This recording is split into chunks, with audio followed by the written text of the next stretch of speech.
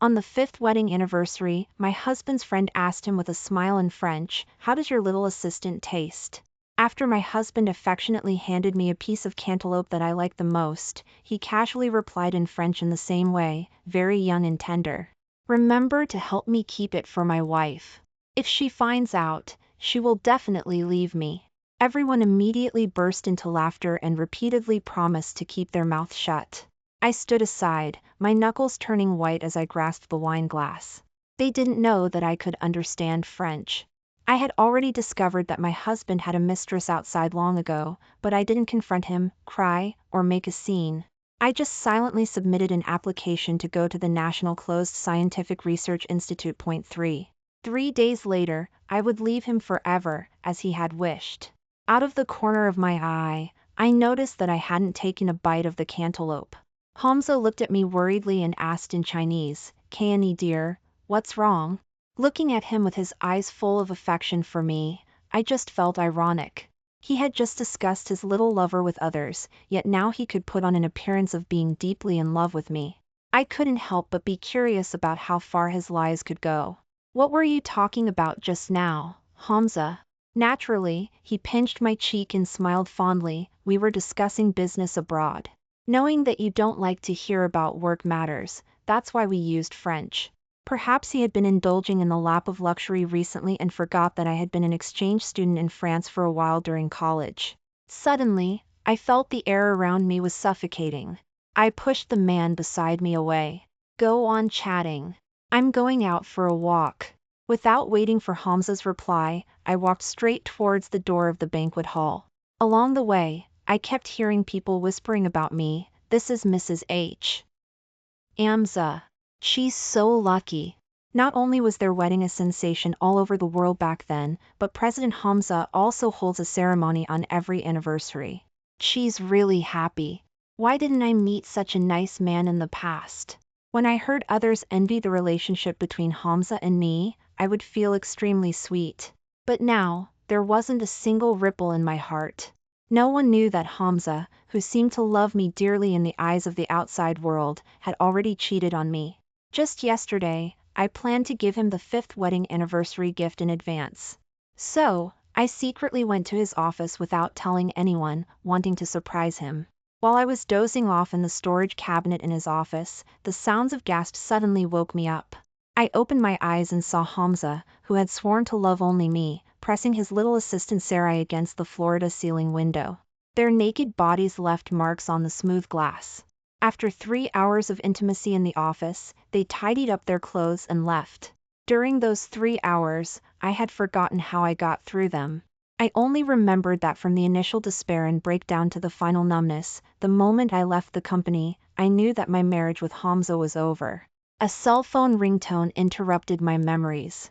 "Zainab, I've already reported your name to the Scientific Research Institute. In 3 days, someone will come to pick you up. You can say goodbye to your family properly." These days, hearing the word family, I couldn't help but tighten my grip on the cell phone. Since my parents died in an accident 4 years ago, Hamza had been the only family I had left. But now that he had cheated on me, he was no longer my family. "There's no need. Please apply to the superior to erase all my information." The teacher's surprised voice came from the phone. "Why? Once the information is erased, there will be no Zainab in the world anymore. Don't you and Hamza have a good relationship? What if he can't find you?" I smiled bitterly. "He cheated on me." The other end of the phone instantly fell silent, and then a sigh came. "When I received your call yesterday, I thought something must have happened between you and Hamza.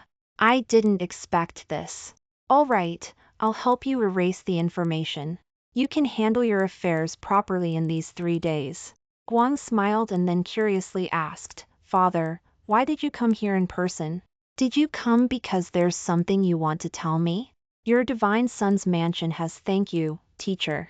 As soon as I finished speaking, a familiar voice sounded behind me.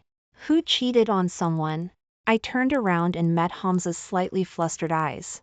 I calmly replied, "The husband of another student of the teacher." Hamza carefully observed my expression.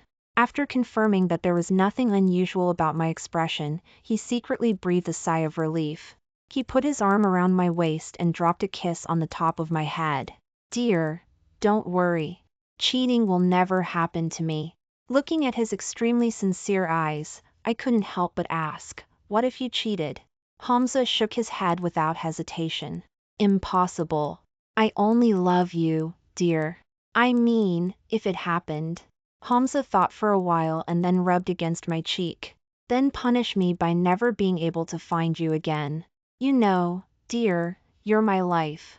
If I can't find you, I won't be able to live either. I smiled and didn't answer. Hamza, your punishment is coming. In 3 days, I will disappear from your world completely. Before Hamza could say something, a female voice interrupted him. President Hamza, it's ready.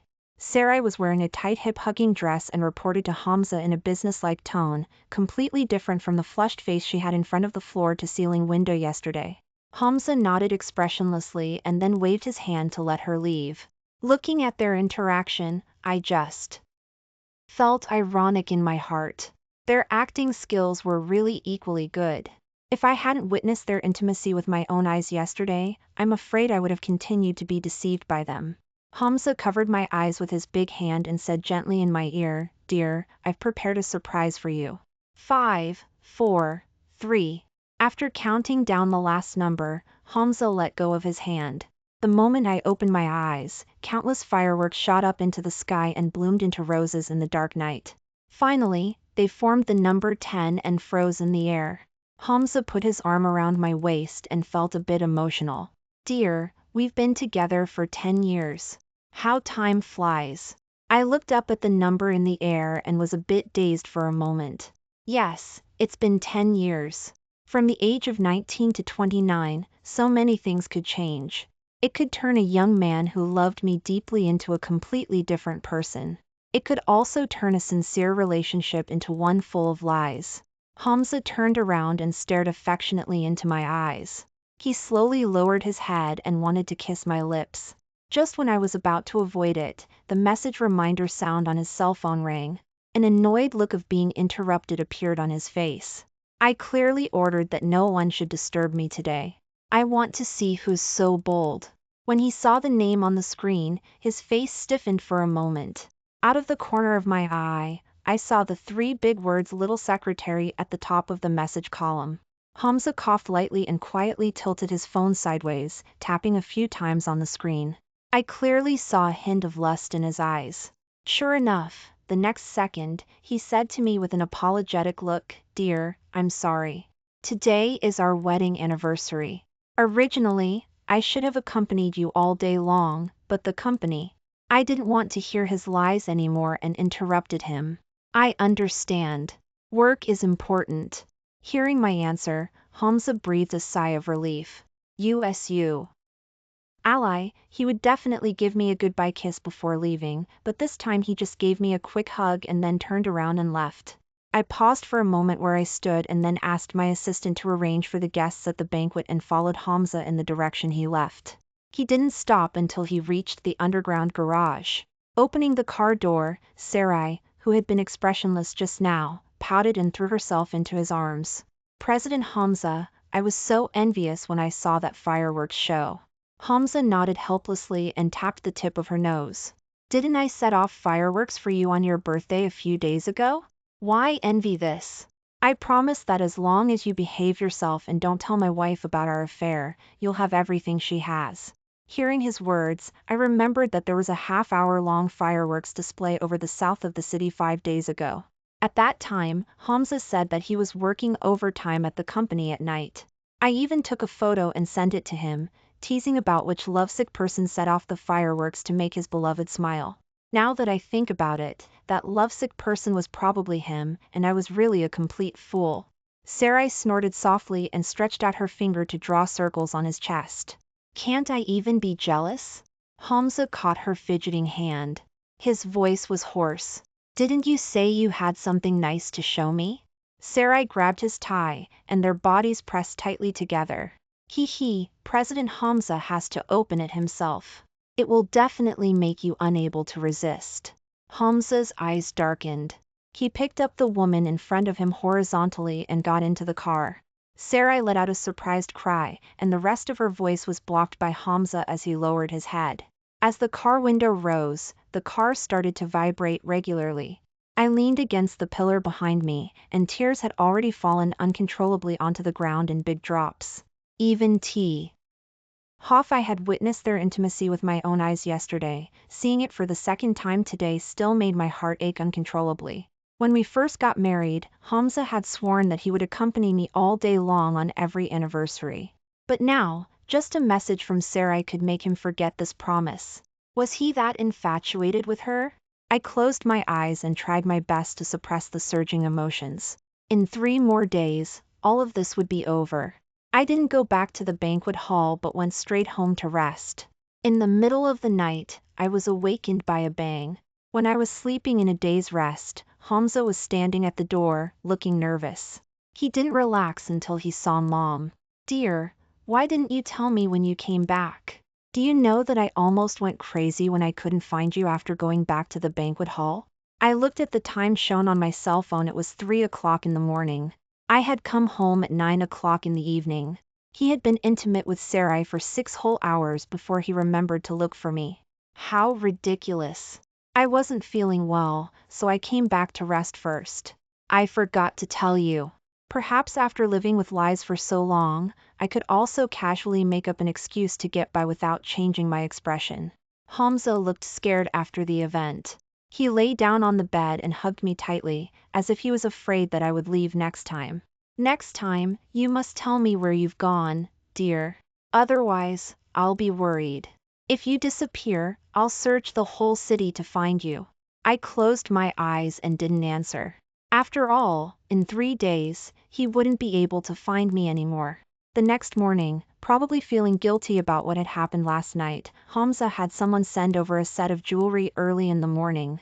"Honey, it was all my fault yesterday. Please don't be angry with me." I glanced at the set of jewelry, put it aside casually, and picked up another bow and handed it to him. "I'm not angry. This is the anniversary gift I prepared for you. Open it in 2 days. Originally, I had asked a foreign designer to customize a brooch as the anniversary gift, but on the day I found out he was cheating, I threw the brooch away and took off my wedding ring that I had never taken off and put it in the box. This would be the only thing I left for him." Hamza took the box, looking a bit curious. "Honey, yesterday was our anniversary. Why do you want me to open it in 2 days?" I smiled. "Because there's a special surprise inside. It'll only be meaningful if you open it in 2 days." There was expectation in his eyes. "Okay, I'll definitely listen to you and open it in 2 days." Just as he finished speaking, the doorbell rang. As soon as I opened the door, Sarai's tear-stained face appeared in front of me. Duhs's expression was flustered for a moment, and then he pulled her towards the back garden. "Honey, Sarai's assistant has something urgent to talk to me. Let's go to the garden to chat so as not to disturb you having breakfast." Walking to the window on the 2nd floor, I happened to see Sarai throwing herself into Hamza's arms, but Hamza pulled her away with an angry look on his face. "Are you crazy? I told you not to come to my home to find me. If Zainab finds out about our affair, I won't forgive you." Sarai's tears fell quickly. When he yelled at her, she took out a piece of paper from her bag and handed it to him. "I know I shouldn't have come here, but I'm pregnant. The doctor said that yesterday was too intense, and the fetal condition is a bit unstable. I'm really scared. President Hamza, will our baby be okay? This is our first child." Hearing this, my body froze instantly, and my heart felt as if it was tightly grasped by a big hand, making it hard for me to breathe. Was Sarai really pregnant? When we first got married, we had discussed whether to have children or not, but Za said that children would take away our attention from each other, and he just wanted our marriage to keep the purest love. So he didn't want children. At that time, I was touched by his deep affection and agreed immediately. Now I realized that even though he told me he didn't want children, it didn't stop him from getting the women outside pregnant. Hamza was first surprised, and then his brows immediately relaxed when he saw the content on the paper. 9 weeks of pregnancy. You need to have a good rest in the early stage. Go wait in the car first. I'll accompany you to the hospital for another examination right away. I won't let anything happen to the baby in your belly. Sarai then stopped crying and smiled, leaning forward to kiss him. Hamza's eyes darkened, and he held the back of her head. The two of them kissed passionately. Sarai put her arms around his neck, and then Hamza pushed her away. His voice was hoarse. You're still flirting with me when you're pregnant. There's a baby in your belly. Go wait in the car obediently. Seeing that he was about to return to the villa, I went downstairs and continued to sit at the dining table. At this moment, I was actually a bit relieved. Fortunately, we didn't have a child, so that I could leave here completely without any concerns. As soon as Hamza pushed the door open, his face showed the familiar look of apology. Honey, there's an urgent matter at the company, and I need to go on a business trip to another city. I'm leaving now. Stay at home obediently these days. I'll bring you gifts when I come back, okay? I nodded to show that I understood. Seeing that there was nothing unusual on my face, he left with relief. I watched his departing figure and then looked at the calendar on the table. There were 2 days left before I left. Perhaps this was the last time we saw each other. In the afternoon of that day, I received a text message on my mobile phone. It was a screenshot. I'm telling you. I'm already pregnant with HS's child. This is his first child. You're an old hen that can't lay eggs. If you're sensible, hurry up and divorce him and make way for me. Even though it was from an unknown number, I knew it must be Sarai. Probably because she had a child in her belly, Sarai had the confidence to try to take my place and sent this provocative message. But I had already decided to leave and was completely disheartened by Hamza. Seeing this screenshot didn't stir up any waves in my heart. Hamza really didn't come back in the following 2 days. I took this opportunity to sort out all the items related to me in the house one by one. I donated or burned the items that I didn't need and only left some necessary daily necessities to take to the laboratory. On the day of leaving, I got up very early, packed all the things I was going to take into the suitcase, and waited for the car from the laboratory to arrive. Just as I was about to ask the teacher when the car would arrive, I received another text message from Sarai on my mobile phone. It was a photo of her wearing a wedding dress, standing in the middle of a sea of flowers, and Hamza kneeling on one knee in front of her with a ring in his hand. Hamza proposed to me. We're going to have a wedding today. He said he would definitely give me and the child a proper status. Holding the wedding is just the first step. No wonder he's always been on the phone behind my back these 2 days. It turns out that he prepared such a big surprise for me. He also said that although the time is tight, he has prepared the best of everything for me. He wants me to be the happiest bride and mother in the world. I'm afraid that the next time he comes home, what he'll throw in front of you is the divorce agreement. If you still want to save some face for yourself, you'd better get out of that villa in advance. I'll be the mistress of that place sooner or later.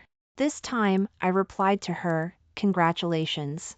You about to get what you want. Just after I sent the reply, the people who came to pick me up arrived. I took my suitcase and got into the car. While waiting for the traffic lights on the way, I suddenly heard the exclamations of passers-by, "Oh my God, this is so luxurious. Whose wedding is so grand?" I subconsciously looked over and saw Hamza wearing a suit, sitting in the backseat of a Maybach, gently tidying the hair of Sarai beside him with a tender look in his eyes. After tidying her hair, he turned around and met my eyes, and his eyes were filled with horror. The next second, my phone rang. I didn't expect to meet Hamza on my way to leave. Fortunately, the car window was only opened a little bit. I quickly rolled up the window. Looking at the name Hamza constantly flashing on the phone screen, I didn't answer it. I opened the window a little crack and then threw the phone out. Since I was going to enter the research institute, I couldn't keep the communication device anyway. When I arrived at the airport and met my other colleagues, we boarded the plane heading for the research institute on the other side. Hamza kept comforting himself in his heart as he looked at the unanswered phone call. It's still too early. Honey was just sleeping, so she didn't answer the phone. The pair of eyes he saw just now must belong to someone who just looked like her. Sarai saw his uneasy look, and a flash of jealousy crossed her eyes. Obviously, today was their wedding, but he was still thinking of me in his heart. But when she thought of the text message she received in the morning, her mood improved instantly. It seemed that I was really sensible, and she would soon become the legitimate Mrs. Hamza. When the wedding was halfway through, the servant at the villa called Hamza. The pair of eyes he saw this morning uncontrollably appeared in his mind, and he subconsciously wanted to answer the call. But how could Sarai be willing to let him be distracted in tea? He middle of the wedding? She held his hand and looked at him pitifully. Hamza, the wedding isn't over yet. I think the baby in my belly also wants to see his parents finish the wedding, right? Thinking of the child, Hamza withdrew his hand that he had just stretched out. It wasn't until the wedding was over that he called the servant. As soon as the call was connected, the servant's panicked voice came through. Sir, something's wrong. Madam is gone. Hamza frowned and subconsciously retorted, What do you mean Madam is gone? Madam might just have gone out. Don't talk nonsense. The servant was so anxious that he was almost crying on the other end of the phone. Madam said she would give us 2 days off the day before yesterday. We just came back this morning. When we arrived at the villa, we found that all the photos of you and Madam, including Madam's clothes, were gone. Even Madam wasn't here, and she didn't answer our calls. Hamza's face changed instantly, and he strode towards the door. Keep looking for her. I'm coming back now. Sarai was having the photographer take pictures of her when she saw Hamza was about to leave. She quickly stopped him. Hamza, we haven't taken pictures yet. Where are you going at this moment? Hamza's heart was filled with panic, and he couldn't care less about Sarai. Take what pictures? Don't get in my way. The servant said Zainab is gone. I'm going to find her. A huge sense of joy rose in Sarai's heart. It seemed that the text message I sent this morning was serious, and I had really left. She tried hard to suppress the corners of her mouth that wanted to turn up and pretended to look worried. Finding people is more important. Hamza, you should go back quickly. Although she said that finding people was important, Sarai hoped more than anyone else that Hamza would never find me. Hamza paused for a moment. He didn't expect Sarai to be so considerate, and a bit of guilt appeared on his face. Take good ca. Of the baby in your belly. After I find Zainab, I'll take you to Europe for a trip in a few days. After saying that, he left in a hurry. On the way, he took out his phone and dialed the number that he had already memorized by heart again and again. But all he heard was the cold mechanical voice on the other end. Sorry, the number you dialed is temporarily unanswered. Please dial later.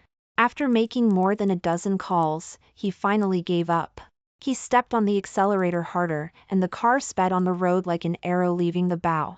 When he returned home, Hamza found that the villa was even emptier than what the servant had described. Even the tooth mug in the bathroom was the only one left for him. He was extremely panicked in his heart. Zainab had taken away all the things related to her. What did that mean?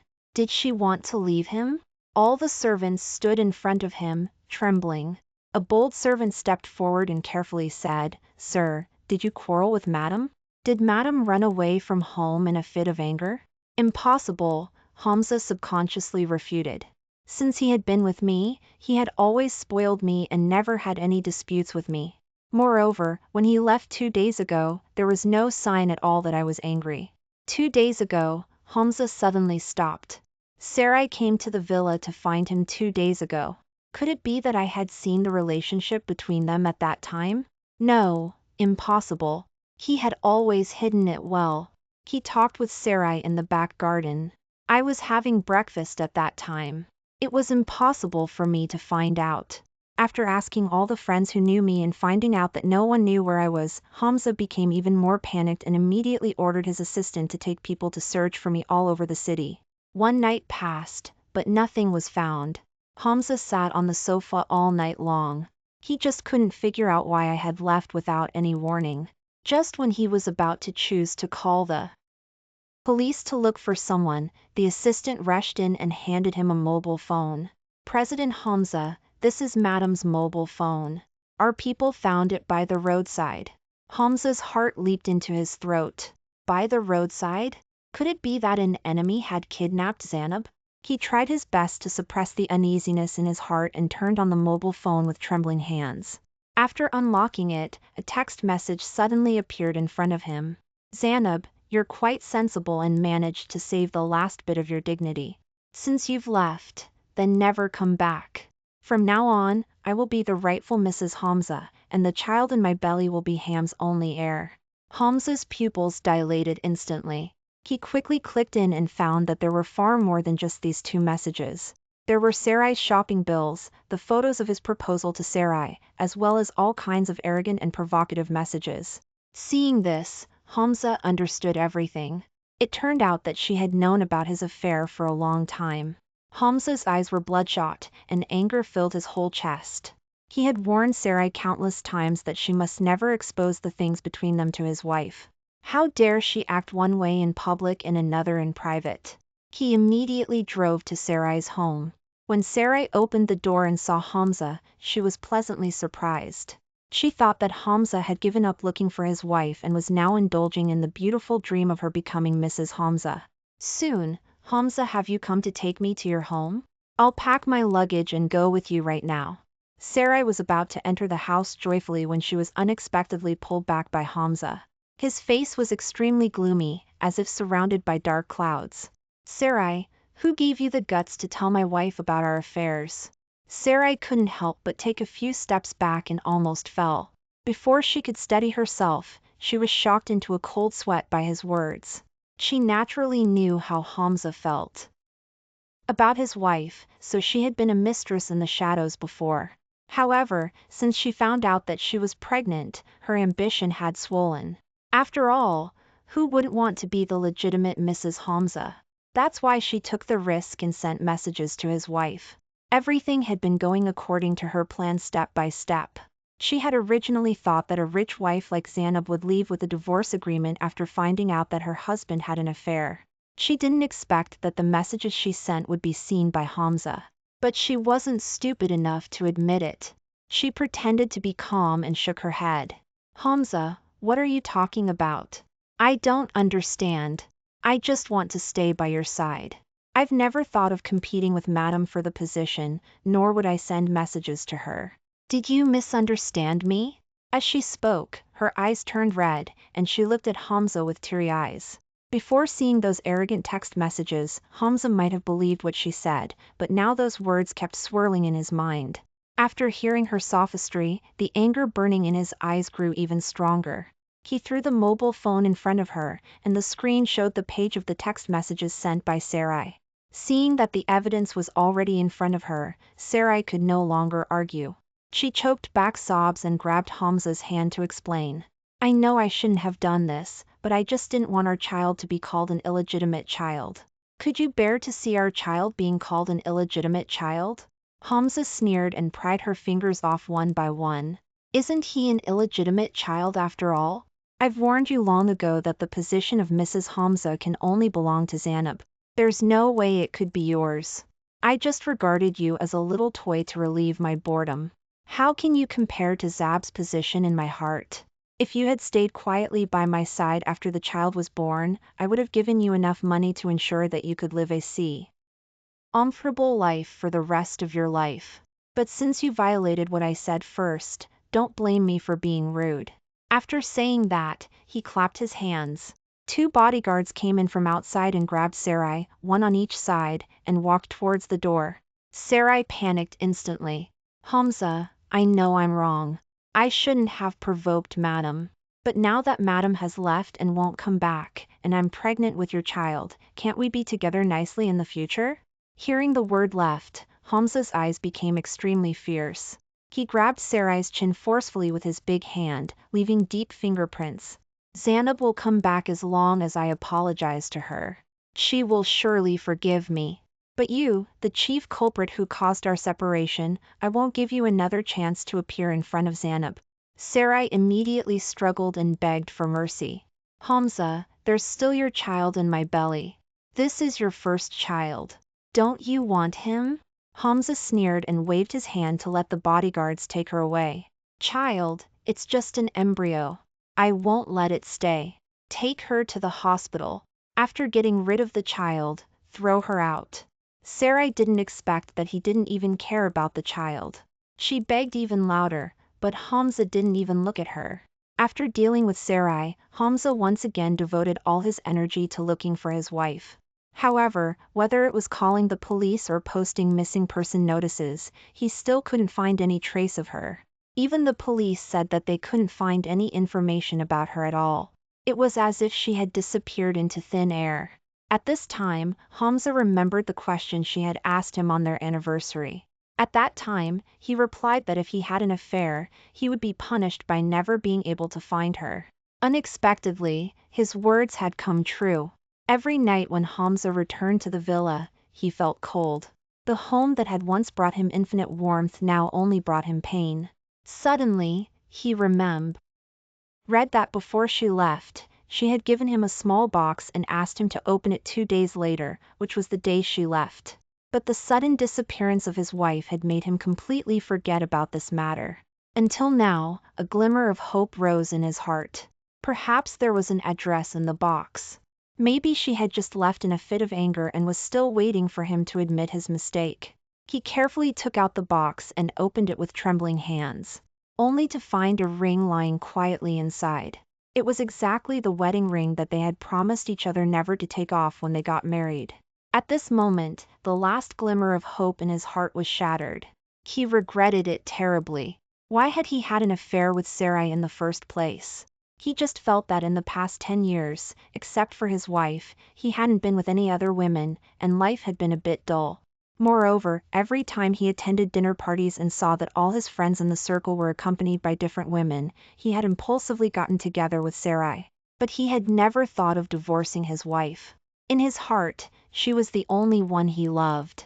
He didn't expect that just for a moment of novelty, he had ruined the 10-year relationship and lost the woman he loved most. However, I no longer cared about these things.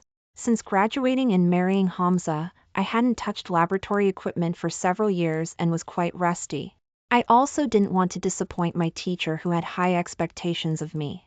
So, I worked overtime in the laboratory every day. The intense experiments took up all my time, leaving me with no extra energy to think about these past events. The colleagues in the research institute were all very friendly. Everyone was working towards the same goal and would help each other whenever there were problems. Before I knew it, half a year had passed, and the first experiment had finally made a breakthrough. Everyone decided to have a dinner together to celebrate.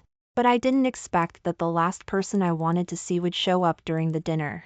The director of the research institute brought Hamza to the main seat and introduced him to everyone as the investor of the institute. Only then did I realize that Hamza had sold all his company shares and invested them in the research institute. At the dinner table, I had been feeling Hamza's faint gaze all the time. I just pretended not to notice and buried my head in eating. After the dinner, I walked quickly towards the dormitory. When I reached the corner, I was suddenly pulled back. I sighed helplessly. What was supposed to come had indeed come. I looked at Hamza's red eyes and said calmly, "What are you doing here?" Hamza stared at me fixedly as if afraid that I would disappear in the next second. "Zainab, I finally found you. Do you know that I spent 3 months inquiring before I found out that you had come to the research institute? I donated all my property before the director finally agreed to let me in to see you. Why didn't you tell me when you left? I was almost driven crazy looking for you." I tried to break free from his grip but found that he was holding too tightly and I couldn't break free at all. "Now I'm not Zainab anymore, nor am I your wife. There's no need for you to look for me. Besides, Sarai should have given birth by now. Hurry up and go back." Hamza immediately became excited, and his eyes were full of remorse. "I know I'm wrong, honey. I shouldn't have been with Sarai. I've already asked people to abort the child in Sarai's belly. She will never appear in front of you again.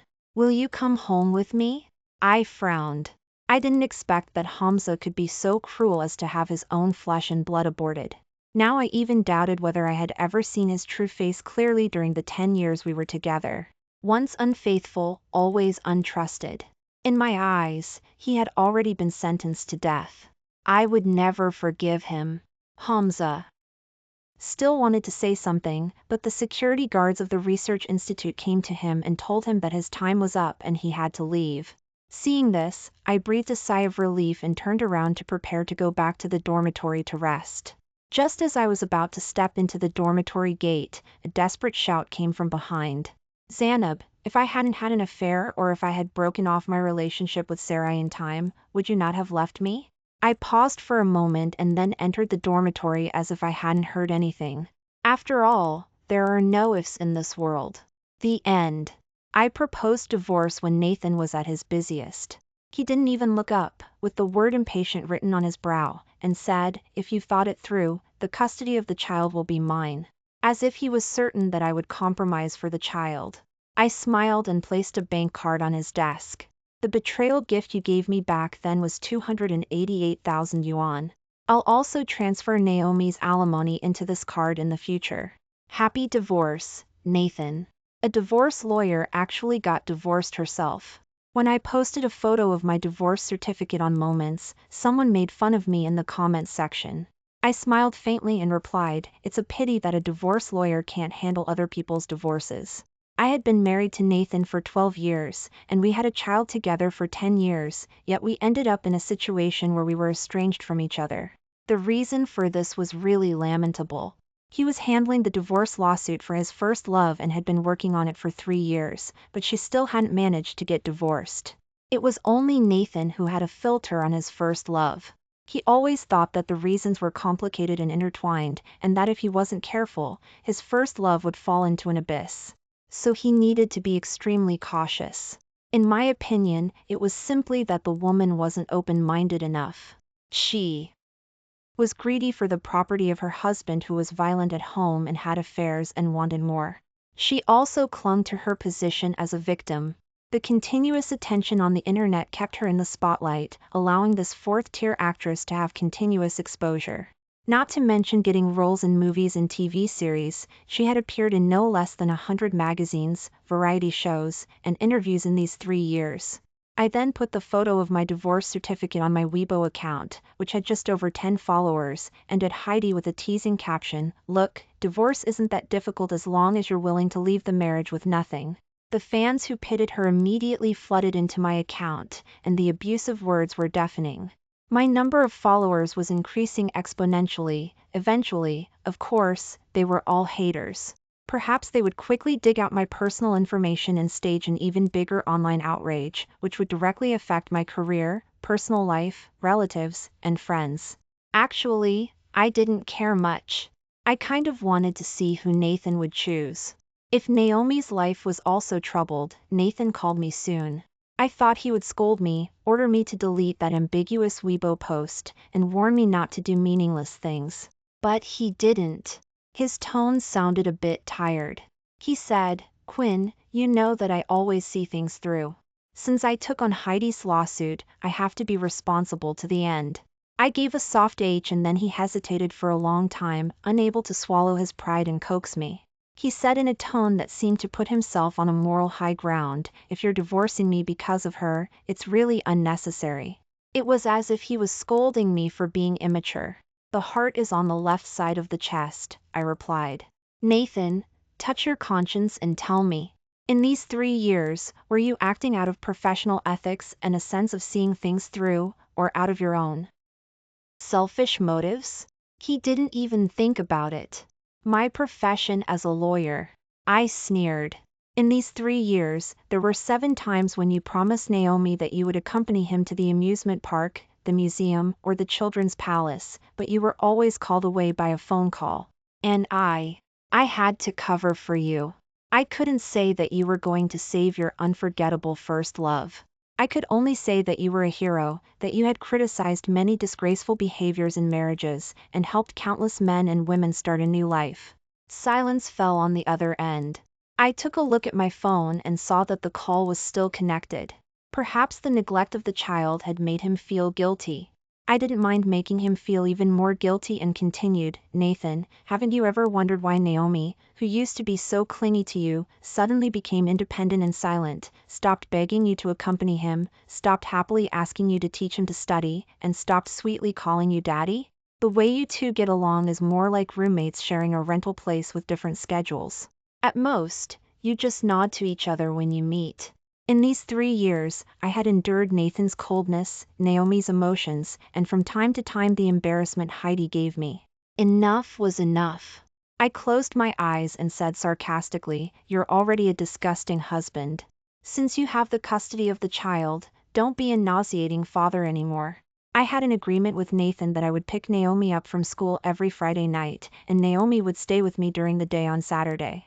I would send him back after dinner. However, the first Saturday happened to coincide with the red carpet show held by a top overseas perfume brand. As the chief makeup artist in the domestic entertainment industry, I went there for the 6-figure one-time payment offered by a star second-generation offspring. By the time I returned to China, it was all ready. Tuesday. When I went to pick Naomi up again on Friday, surprisingly, Nathan was also waiting at the school gate. He looked really scruffy. The stubble on his face hadn't been shaved off, there were dark circles under his eyes, and the shirt that was usually ironed without a single wrinkle was now wrinkled and loosely hanging on his body. The overwhelming online outrage and the digging out of personal information that I had expected didn't happen. I didn't know whether it was because Nathan had lost interest in Heidi or because Nathan had done something behind the scenes. He put his hands in his pockets, looked at me lazily, and asked, "Why didn't you ask for the custody of the child?" I was stunned for a moment and then became furious. "What do you mean, Nathan? Are you willing to abandon your own son for a woman?"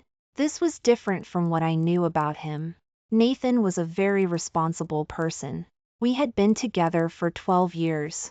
He shouldn't be a man who could abandon his own flesh and blood for a woman who hadn't even divorced yet. Sure enough, he frowned. "That's not what I meant." I loosened my clenched fist. If he had shown even the slightest intention of not wanting the child, I wouldn't have minded punching him in the face. "It's just a matter of weighing the pros and cons, Nathan. I'm not like you. Naomi will have a better future with you. He's of the Nathan family bloodline. You can't cut it off even if you abandon everything to follow your beloved first love. You still have your parents, right?" I replied. The Nathan family was a family of lawyers. His grandparents were university professors, his father was a judge, his mother was in the legal profession, his uncle was a prosecutor, and his older brother didn't study law but pursued a diplomatic career. There were also several cousins working in courts at various levels. He himself was quite capable. After graduating with a doctorate, he entered the top law firm in the capital and became the head of the firm in just 10 years. He had many connections with the powerful and wealthy. His career was booming, and his family background was prominent. No matter how well I, as the chief makeup artist, was doing and how much money I was making, I had only reached this point because of luck. My parents were just high school teachers. There was no way I could compare with the foundation of his family. For example, the best aristocratic school in Beijing that Naomi attended charged 300,000 yuan in tuition fees a year. I could afford it with my current ability, but I couldn't get him admitted there. The strictness of such schools in admitting students was reflected in every aspect. At least if Naomi hadn't attended this aristocratic school, I would never have thought that schools would even interview parents when admitting students. It's too difficult to cross the class barrier. He paused, and a hint of confusion appeared in his clear eyes. It seemed that he hadn't expected my reason to be so realistic. I curved the corners of my mouth at him, full of sarcasm. "I repeatedly asked you to stay away from Heidi, but you only argued with me. Were you so sure that I couldn't leave the child and that I didn't need to worry about problems at home, so you gave all your time and energy to another woman? Such an idea is really despicable." He frowned. His good upbringing prevented him from using dirty words. "Do you have to talk like this? Otherwise," I asked back, raising my eyebrows and looking at him. "Should I wish you and your first love a happy and loving relationship?" He seemed to have lost all his strength. His posture was no longer upright, and a sense of exhaustion and powerlessness spread all over his body. "We don't have to be like this," he said. "I've already asked another lawyer to take over Heidi's lawsuit. The materials in hand can be handed over in a few days." I looked up at him without any emotional fluctuations in my heart. If he had done this when I first talked to him Abu T. Heidi, I would have been very happy. Maybe I would have followed the call and had a second child in my 30s. If he had done this before we got divorced, even if I didn't feel happy, I would have given up the idea of divorce and given Naomi a complete family. Unfortunately, he and I were already divorced. I'm never impulsive. Once I decide on something, it must be after careful consideration. Even if there's an abyss ahead, I'll never look back.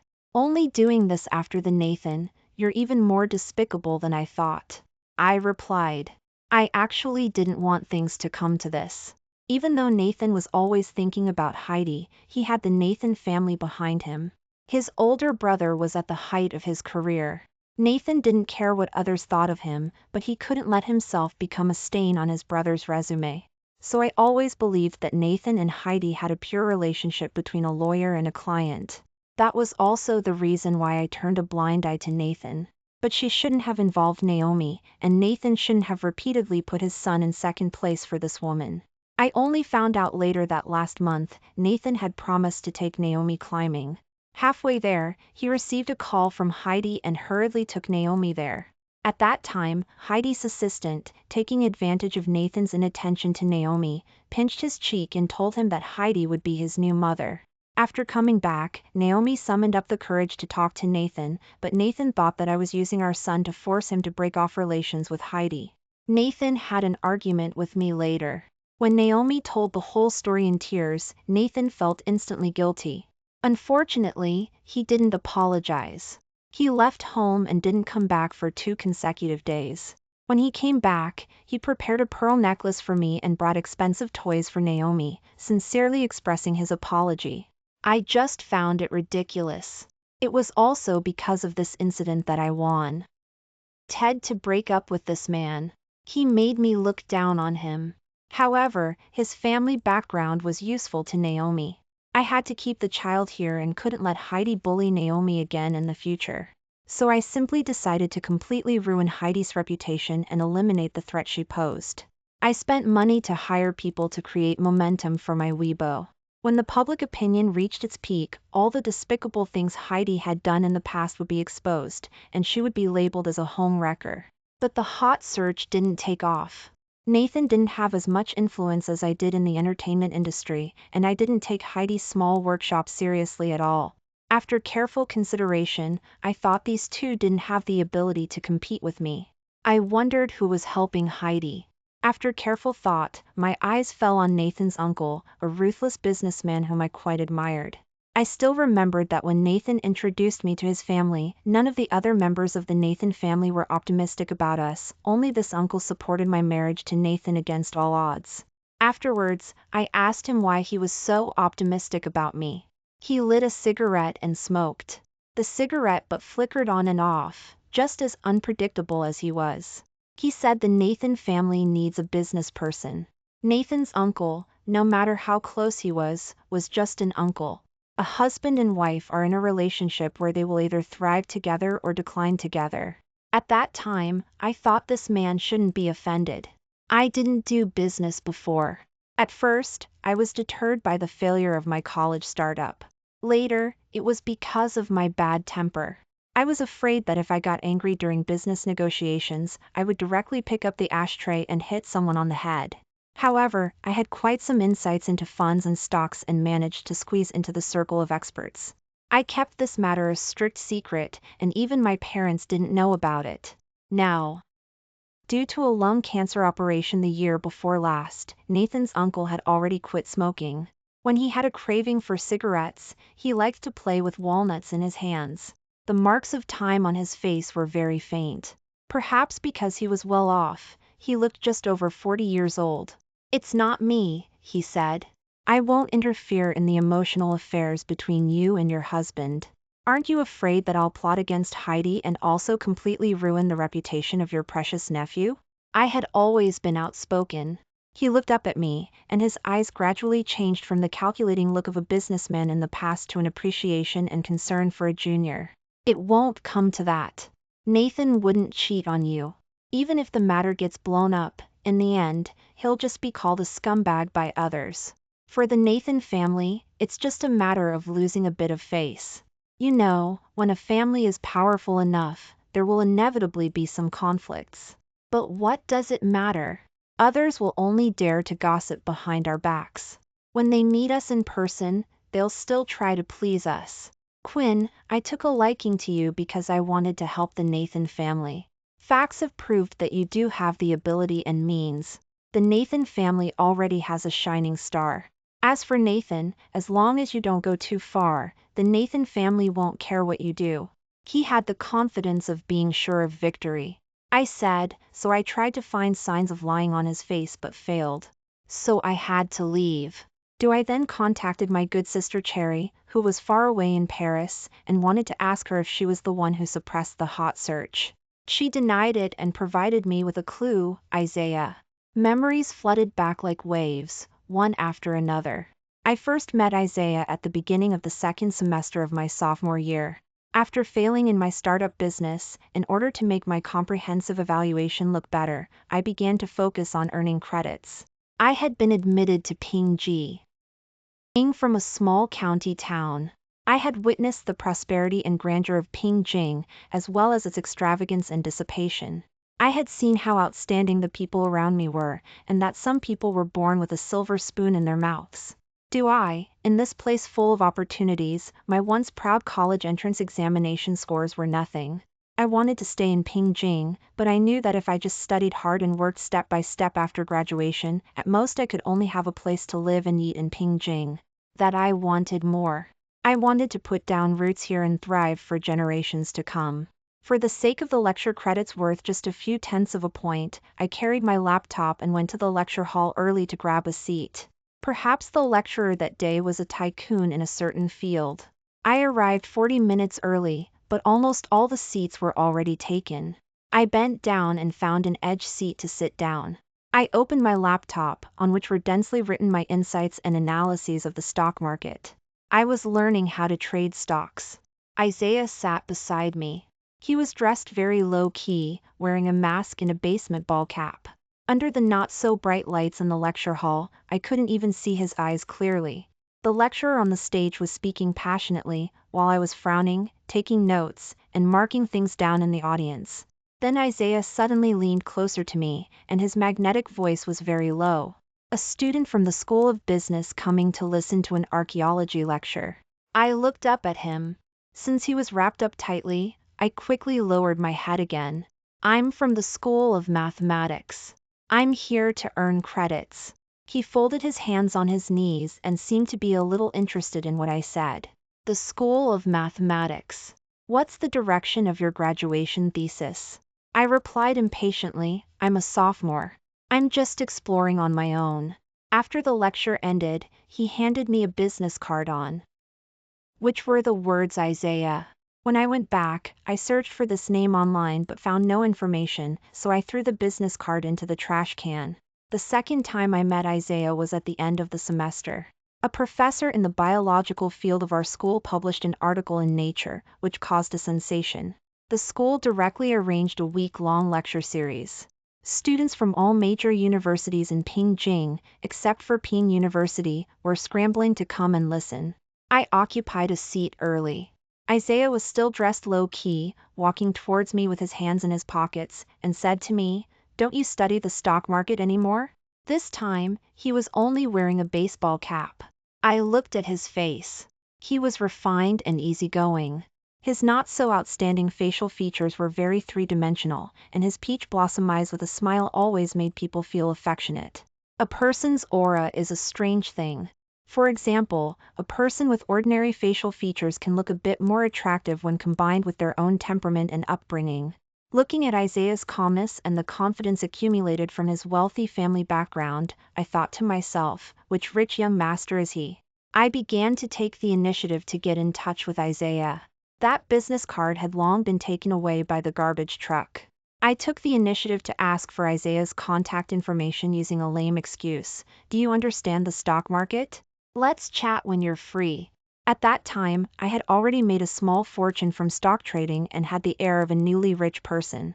I approached him thinking that perhaps he could become my connection and pinging in the future. Whether it was him or not, I just regarded it as getting used to it in advance. Dealing with such rich second-generation young masters could also help me learn the skill of reading people's expressions and questions. But this idea didn't last long. One after another, the final MS ended. My roommates went home one by one. In the dormitory, only I and a young lady from the School of Business were left. This young lady wasn't very lucky when the dormitory was assigned. She was arranged to live with 3 math majors. However, this young lady didn't care. She went to class beautifully every day, went out to have fun when she was free, and often didn't come back to live. Recently, she had been staying in the dormitory. Honestly, I thought she was preparing for the final exams, but it turned out that she didn't want to study in her family's company during the winter vacation and didn't want to inherit the family business after graduation. She decided to bravely venture into the entertainment industry. After getting in touch with Isaiah for a while, I benefited a lot. He wasn't a rich second generation who only knew how to eat, drink, and have fun. On the contrary, his ability was definitely at the top of the pyramid. With just a little tip from him, the money I made from stock trading doubled. I wanted to learn more from him, so I had to exchange something. So later, I put on delicate makeup and went on dates with Isaiah. Although this person never chose refined Western restaurants, huge cruise ships, or bars with ambiguous lighting as dating places, he took me to play billiards, archery, skiing, horseback riding, and golf. They were all sports that I seldom had the chance to play. It was also quite good. Rich people liked to play like this. It wasn't a bad thing to learn. But what I wanted wasn't just eating, drinking, and having fun. What I wanted was real skills. He only taught me once, and it was enough to make me scratch my head in confusion. I wanted him to teach me more and told him straightforwardly, but he didn't agree. Instead, he took me to a jewelry auction. The starting price of the cheapest jewelry was in the 7 figures. Several pieces were auctioned off one after another, but Isaiah didn't show any intention of bidding. Looking at his leisurely appearance, it was as if he was watching a play and just needed to be an audience in the audience seats. But I wanted to test him. I wanted to test how capable he really was. So I asked him, "Isn't there any jewelry you want?" He looked up at me rarely. I saw aggression in his eyes. "If there's any you like, you can bid directly," he said casually. I had been waiting. When the grand finale jewelry came out and I heard the starting price in the 8 figures, I turned around and my questioning eyes fell on him. Isaiah was lazily leaning against the back of the chair, and his ambiguous eyes seemed to be encouraging me. Almost 3 times the price, I bid for this grand finale piece. After it was over, I was trembling all over. Suddenly, I realized that Isaiah was even more out of my reach than I had imagined. Tens of millions of yuan were like ashes to him. The pleasure brought by nicotine made him feel that it was worth spending these tens of millions. He didn't even look at the jewelry more than once. He just told the people around him to send it to Mayan as a birthday gift. He gave it away so easily and without any heart. For someone like me, I had never even dreamed of what life would be like with tens of millions of yuan. Isaiah didn't bring me here to broaden my horizons. He was warning me. I kept pestering him, but I had never thought of offering myself to him. That he saw through this little thought of mine, he didn't force me to accept him. He knew I had ambition, so he used this extremely tempting way to attract me to take the initiative to get closer to him. Cherry chose me to be her makeup artist because she noticed that the makeup I did for myself was really excellent. How could it not be excellent? My parents aren't pedantic and old-fashioned people. They wouldn't say that a child who is underage should focus all their attention on study. Instead, they paid more attention to my appearance and psychological quality. When I just on tier D high school, my mother found a professional makeup artist to teach me how to do makeup every Sunday. My mother always said that a pretty girl would get preferential treatment wherever she went. If I could also have a special skill, I would have no worries in my life. So they let me learn Latin dance. The requirements for body shape in dance are quite strict, which wouldn't allow me to become overly obese during puberty. They also picked calligraphy, which I liked the most, from a wide variety of interest classes, so that I could have a special skill. For study, It would be good if I could do well, but it didn't matter if I couldn't. One of them was a high school Chinese teacher, and the other was a high school physics teacher. They could somehow force me to reach the threshold of undergraduate education. At least after that, they would spend all their money to send me abroad for further study to gild myself. Up to now, my resume is better than 90% of my peers, and I had always been excellent in my studies, which was, on the contrary, an unexpected joy for them. After being admitted to Peking University, they knew that I had my own ideas from then on. I could decide what kind of life I wanted to choose by myself because she wanted to please Isaiah. Cherry discovered my excellent makeup skills and asked me to do the natural makeup look for her several times during the auditions of the film crew. Later, when she joined the crew of a small online drama, she also took me with her. After the jewelry auction, I thought that Cherry was also a rich second generation and might know Isaiah, so I asked her about it. Cherry rarely put down the mirror in her hand and looked solemn. "The person you're dating is named Isaiah," I replied with a she. She looked at me strangely for a while and finally said in an ambiguous tone, "Don't get too involved." I could sense that Cherry was a bit afraid of Isaiah, the usually fearless and always treated with smiles wherever she went young lady also had someone she didn't dare to mess with. It seemed that because of my relationship with Isaiah, she helped me open a personal studio and intended to promote my makeup skills in the entertainment circle. So in the year I graduated, I was quite famous in the entertainment circle. Also, in the year I graduated, I chose to break up with Isaiah. There was no other reason. I had learned enough from Isaiah. I wouldn't follow him all my life because he couldn't stay unmarried forever. The person who could be Isaiah's wife was someone I couldn't afford to offend. So I took the initiative to break up with him in the billiards club that Isaiah and I often went to. He liked playing billiards very much. 80% of the places where we met were in this billiards club. After I said the word breakup, Isaiah didn't show any emotional fluctuations. His well-defined hands were rubbing the chalk powder on his beloved cue stick. "Reason," he said, "can you marry me?" I replied, "Don't say such unambitious words." It was unambitious and also hopeless to Isaiah. I was his lover and his apprentice, but I couldn't be his wife. Being well matched in social and economic status, as the saying left by our ancestors, always makes sense. It happened to be Friday. I was having dinner outside with Naomi when passing by that billiards club. I stopped. Naomi sensed my gaze and asked me, "Mom, do you want to go in?" Should I go in? After I parted with Isaiah, I cut off all contact with him completely, but he would come here to play billiards every Friday without fail. After so many years, I didn't know if he still had this habit. I thought I'd take a chance. It wasn't a big deal anyway. After going in, the receptionist at the front desk was no longer the smiling young girl from before. Instead, it was replaced by a charming woman. Just like life, nothing remains unchanged. After sighing with this thought, I saw Isaiah's figure, and my previous thought was instantly contradicted. Isaiah hadn't changed much. I carefully calculated in my mind. He was probably 4 or 5 years older than me, now in his early 40s. He still had thick black hair. There were a few fine lines at the corners of his eyes on that face, but he still looked like he was in his late 20s. The only change was that his casual clothes had been replaced by a suit. His tie was neatly attached to his clothes, and on his left wrist, there was a baby bead bracelet. I was very familiar with this bracelet because I used to have one too. On the night when Isaiah and I parted on good terms, I only remembered that the bright white light made it hard for me to open my eyes. The baby bead bracelet broke because of his strength, and the small beads scattered on the bed and on the floor one by one. When I left the next day and looked at my empty wrist, I still felt a bit sorry. After all, it was the lucky baby beads that I bought for 188 yuan. The fortune teller said that my lucky element was wood, and that wearing something made of wood would make it easier for me to get rich. Isaiah had once asked me why I wore such cheap things. I explained to him the fortune-telling result that I got by spending 299 yuan at that time. He chuckled and said, "You still believe in this?" He seemed to sneer at fortune-telling. How could I not believe it, especially when I reached middle age? I clearly realized that everything I had obtained now couldn't be achieved just by hard work.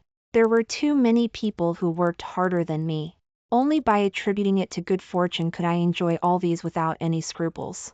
I wasn't sure if the bracelet on his wrist was the one that used to belong to me. Judging from the patina on those small beads, it should have been around for quite a few years. When he saw me, he put down his cue stick and lit a cigarette. "Long time no see," he said. I held Naomi in my arms and replied with a smile, "Long time no see." Then I gently patted Naomi's shoulder and said softly, "Naomi, say hello to Uncle." Naomi obediently called him Uncle. Isaiah looked at Naomi. The smoke surrounded his eyes. From his tone, I couldn't hear the joy of reunion after a long separation, nor could I tell if he still had feelings for me. "Naomi, right? What's your full name?" Great truths are always simple. "It's a good name." He waved his hand towards the corner. Only then did I notice a little girl in a white dress in the corner. She was about 7 or 8 years old and had been keeping her head down all the time. "Jorge, come and say hello to brother," Naomi said. That night, Naomi and Jorge painted with watercolor pens. I watched Isaiah pocket one ball after another, but the question about that baby bead bracelet still remained unasked. Whether Isaiah was a sentimental person or not didn't matter to me anymore. He wouldn't marry me, and I couldn't marry him. Some things are better left tacitly in our hearts. When the last ball went into the hole, he said, "After all, you were with me for 2 years. Using yourself as bait was the worst strategy." The answer was obvious. It was Isaiah who helped me suppress the hot search. "When did you get married?" I asked him. That little girl named Jorge called him Dad. "I know you don't lack anything, but I should at least give you a gift." He looked at me and beckoned Jorge to come into his arms. "She's a child from a collateral branch. Her parents are both dead." What a pity. I was silent. When we were about to part, he said again, "I do have children, twins. They just had their full moon." I thought to myself, as expected, for a big family like theirs, how could they not continue their bloodline? Isaiah suddenly came forward to help me. Perhaps it was to put an end to the remaining feelings he had for me. During the 2 years when I was with Isaiah, I had also asked him why he took a fancy to me. Since the first time he handed me his business card and I didn't contact him, he knew that I was just an ordinary girl. The young L.80s from wealthy families in Peking City wouldn't have done nothing when receiving the business card he handed over. I was just not perceptive enough and thought that a name that couldn't be found online was nothing. He said that I was pretty. I asked in return, "Is being pretty enough?" At that time, he was holding the playing cards in his hand. Opposite him was sitting a middle-aged man with white hair. The man was trembling his lips and slowly turning over the cards in his hand. Rich people really knew how to play. What kind of ending that middle-aged man would have depended on the cards. But there is a kind of people in this world who are so powerful that even the god of luck can't shake their abilities and means, unless they deliberately let others win. When that man looked ashen, Isaiah put his arm around me. His eyes fixed on the middle-aged man, looking at him as if he were a dead man. "Isn't being pretty enough?" he said in a low voice. His fingers tapped on the tabletop and also tapped on my heart. I was so crazy about him. I tried my best to tell myself that love meant nothing to Isaiah. The right person must be someone who could fight side by side with me. Heidi's latest lawsuit once again became a hot topic on Weibo. It was just the same old stuff over and over again. A bunch of onlookers who were just watching the fun were already impatient and grumbled a few words below, but they were quickly suppressed by Heidi's fans who supported her. In the past, many times when there was a hot search, those who knew that my husband was Heidi's lawyer would intentionally or unintentionally tell me about it. I would just smile and show that I wasn't interested. But this time, I took the initiative to find out. When I learned that Heidi's lawyer was X, I gave a smile with an ambiguous meaning. I didn't even know why I smiled. I looked back at my father who was playing chess with himself. His brows were tightly furrowed, and he was concentrating. From his refined and upright face, it could be seen that my mother had really good taste when she was young. "Dad, retirement life is quite boring, right? Do you want to start a company for fun?" I asked in a teasing way. My father raised his head, raised his eyebrows, and replied to me in the easygoing voice formed by decades of teaching. You've always been a person with your own ideas. For some things, you don't need to ask me. I put my eyes back on the Weibo hot search. Isaiah was right. Using myself as bait was really stupid of me. I called Nathan. It had been a month since we divorced. He probably regretted it and intentionally or unintentionally got close to me through our son, hoping that I would sincerely admit his mistakes to me. He didn't expect me to come back to him but just hoped that I could forgive him. He also pushed aside many affairs in the law firm and spent more energy on accompanying our son. He would send Naomi to school, pick Naomi up from school, and occasionally cook for the child himself during holidays. He would take him to various places for traveling. As a result, I had to go with them because Naomi wanted me to go. He gradually tested my bottom line and explored how he could get me back. He was neither too hasty nor too slow, leaving some leeway for others and also creating opportunities for himself. It was like carefully weaving a web. He knew that Naomi was the bond between him and me. It was okay if the spider silk was sticky, but I just couldn't bear to let it go. 3 months. I got straight to the point. You should finish what you start. Then I'll give you another chance. If you help Heidi get divorced within 3 months and then break off all ties with her, we'll remarry. Nathan, this is your only chance. After hanging up the phone, I began to be busy with starting a company through Cherry. I found several good-looking but not so famous young actors to support the appearance of my media company. Then I poached an agent who was being suppressed Ed in the industry to come and be responsible for persuading people. After everything was settled, I quietly waited for Nathan's result. Less than a week before the 3-month period expired, Heidi won the lawsuit. She didn't get much benefit, but she was still happy to get divorced. Nathan might think that it was his credit, but it wasn't. The moment the news was exposed, I got up and stretched. Then I called Cherry. BW did me a favor. Missy, would you be free to make an appearance? BW, short for Beautiful Women, is a magazine created for women all over the world. The magazine only interviews women in China. Those who have been on BW so far include world champions, movie queens, Forbes billionaires, scientists, and entrepreneurs. Each of them is a well-known figure. Cherry now enjoys a high reputation internationally and is the image ambassador for the whole of Asia. BW once wanted to interview her, but she refused. The reason was rather cliché. The current art director of BW had a brief marriage with Cherry's sister, and their divorce was quite unpleasant. I was closest to this gossip and knew more about it. It was basically that Cherry's sister was devoted to the family business and thought that men should be responsible for looking good at home, while her husband wouldn't budge and insisted on proving that he could make a name for himself. It was really a pity. She seemed to be enjoying a massage, and her voice revealed pleasure. Okay, I smiled and said, you didn't even refuse in the past when they invited you with great fanfare. You refused without even thinking about it. I didn't want her to be tricked by me when she wasn't fully awake, so I added, your former brother-in-law hasn't stepped down yet. If you accept BW's interview, you'll inevitably have to contact him. Suddenly, there was a thud on the other end as if something had been kicked off the bed, and Cherry's tone returned to the usual lazy one. Then, if I don't agree, how will you repay BW's favor? Actually, I had already thought about this. I'm not bad either. Although my life resume might not be good enough for the main issue of BW, I can still show off a bit in the supplementary issue. It's like doing business. You always have to offer something that can persuade others.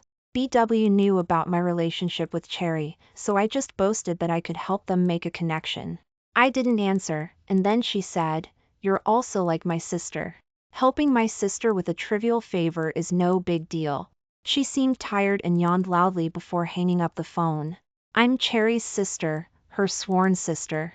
I recognized her parents as my godparents when I was 25. At that time, I had my eye on Nathan, and Nathan was also willing to be with me. However, except for his uncle, none of his family members thought highly of me. So Cherry asked her parents to recognize me. At that time, she said with my Cherry family's background, we can't reach Isaiah, but compared to the Nathan family, you're marrying beneath your status. It was to support me. Her parents didn't object either. I have to say that successful people always have such unique insights. Since Cherry is in the entertainment industry, she can't avoid encountering some dirty things. Her parents couldn't bear to see their precious daughter get her hands dirty, so they had to use someone as a tool.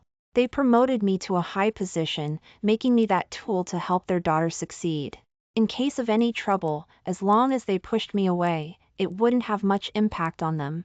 Even though I saw through the purpose of Cherry's parents, I still had no complaints. After all, as this tool, I could at least see the light and get some experience, which was better than rotting and rusting in the scabbard. What's more, they were also willing to provide me with opportunities to improve myself. After Heidi successfully got divorced, Nathan couldn't wait to contact me and wanted to remarry me.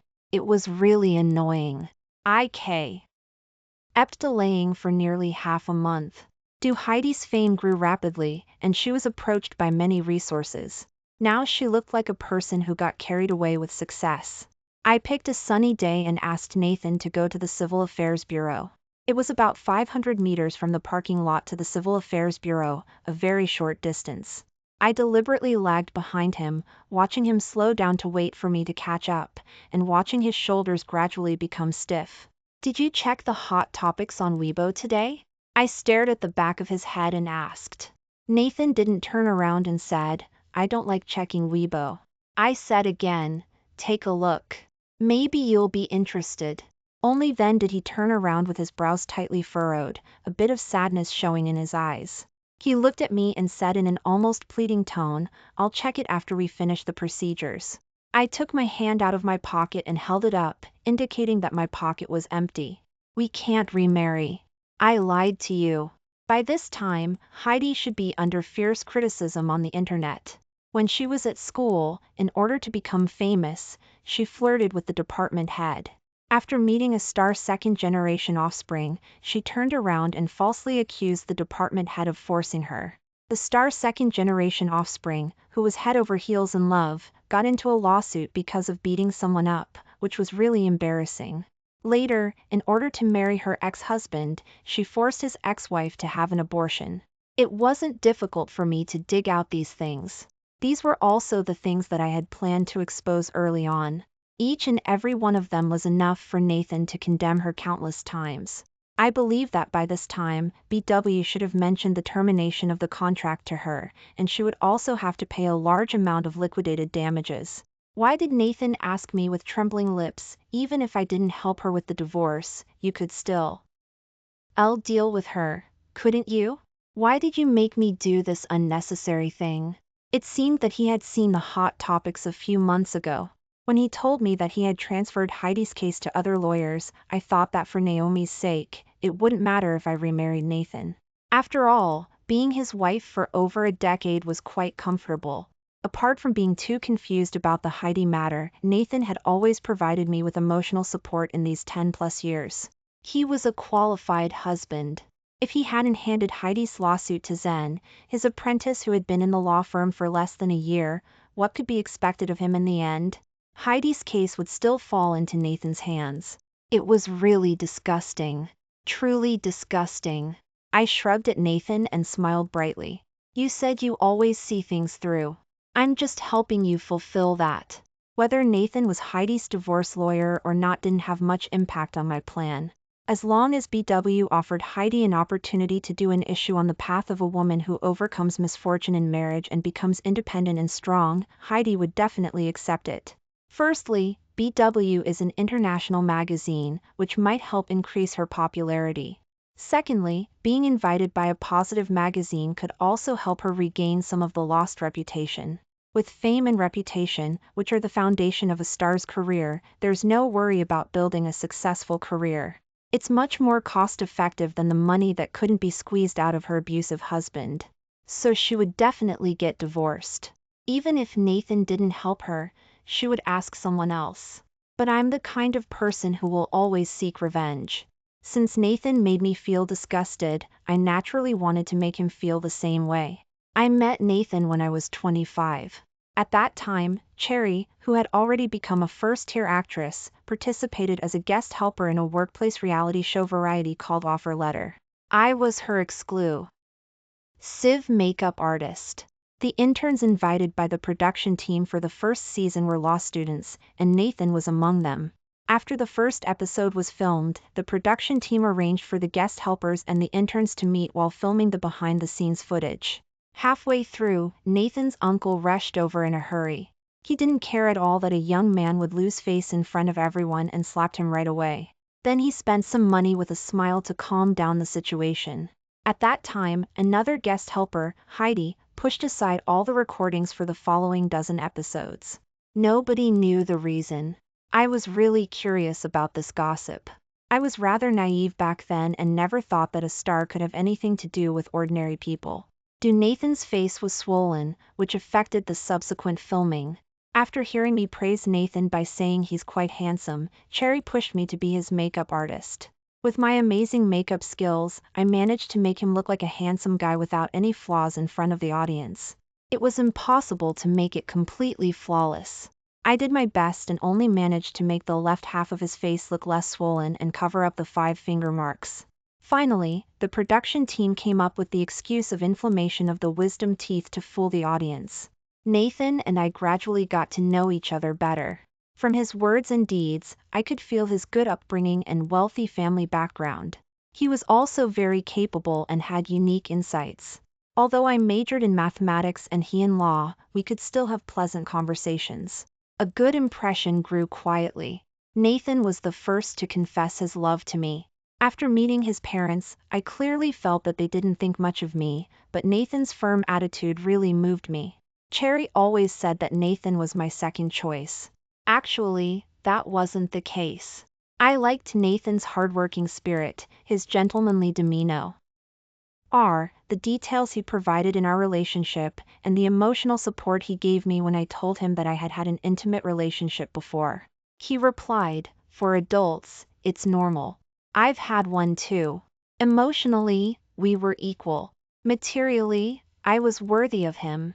I believed that the gap in our family backgrounds could be made up through my personal abilities. But when I was with Isaiah, whether it was emotionally or materially, we were never equal. Nathan and I tacitly didn't ask about each other's exes. First loves. You have one, and I have one.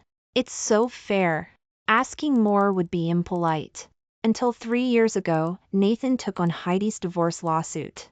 Perhaps he thought that things he didn't dare to resist back then, now that he had the ability, he could make the decisions. Nathan had a bit of a rebellious streak. For example, his family forced him to study finance in college, but he didn't like it. He argued with his parents many times and finally chose law as a compromise, his second least favorite major. Later, when he started working, his family advised him to be a lawyer in the securities market or cross-border investment fields, but he didn't want to and became a divorce lawyer instead. Maybe he liked Heidi because she had something he yearned for, like freedom. Even if it meant using any means, she would pursue what she wanted. All right, that's it. Nathan. There was only about 100 meters left to the Civil Affairs Bureau, but I didn't take another step forward. Just like back then when Isaiah and I parted on good terms, neither of us looked back, and neither of us tried to hold the other back. When I had my fortune told back then, the fortune teller said that there was no sign of a good husband in my fate. For a woman, the sign of a good husband can refer to her husband. People always like to hear nice things. The fortune teller said that I would get rich, and I believed it. The fortune teller said that it would be hard for me to find a good relationship, I didn't believe it. I'm so excellent. How could I not get married? Now it seems that it has come true. Nathan didn't seem to give up yet. I looked at the confusion and sadness in his eyes, but I didn't feel anything in my heart. He wanted to remarry me. It couldn't be said that he loved me that much. It was just that after going through so many things, when he looked back, he found that I was quite suitable to be his wife, and his son also needed a mother. Don't put on such a pitiful look, Nathan. You should be glad that we have a child. I've already earned enough money for Naomi to spend for several lifetimes. But all I can do in my life is make money. In case Naomi's future path needs the support of the Nathan family, maybe you should think carefully about how to build the roads in Pingjing City so that they lead everywhere. Then, no matter which path Naomi chooses in the future, it will be a smooth one. His eyelids suddenly twitched. I watched as the hope in his eyes gradually dissipated and disappeared. So you're not taking revenge on me because I'm useful to Naomi? I looked up and stared at him coldly, asking in return. Otherwise, anyone who makes me unhappy is a mortal enemy in my heart. When Cherry learned about the existence of the bead bracelet, she sighed to me. Isaiah is quite infatuated. It's clearly because I'm capable. There are so many beautiful women. Why does he keep thinking about me all the time? It's because I'm smart, eager to learn, and know my limits. I always had ulterior motives towards him. I sank into it, sobered up, and then got out, scathed. When he was most obsessed with me, I gave him the pleasure of romantic love and also the satisfaction of a mentor-disciple relationship. At least he won't meet a second Quinn who satisfies him in this lifetime. Time will make me the one he can never forget. My father's company is located in the best area of Pingjing. I am the chairman's office on the 19th floor. Looking down through the floor to ceiling windows, the busy traffic on the street looks as insignificant as ants. Thomas, the agent I specifically poached, handed me Heidi's signing contract. As you requested, a performance-based contract for 10 years, he said. Why did I choose Thomas? Probably because I happened to meet him once and always felt that he was like me. Back then, busy trying his best to stay in the glamorous Pingjing and becoming worldly and ruthless because of that. However, he wasn't as lucky as I was. He hit a brick wall everywhere in the few years after starting work. Finally, I became like Isaiah and experienced the joy of having an apprentice. He's very smart. For many things, I just needed to give a hint at the beginning, and he would immediately know what I was going to do. Heidi's small workshop can't afford the liquidated damages to BW. She needs to find a backer. But with such a bad reputation, who would dare to get involved with her at this time? I had someone trick her into signing with my newly established small company. Being notorious can also bring popularity. As long as there's traffic, there's no need to worry about not making money.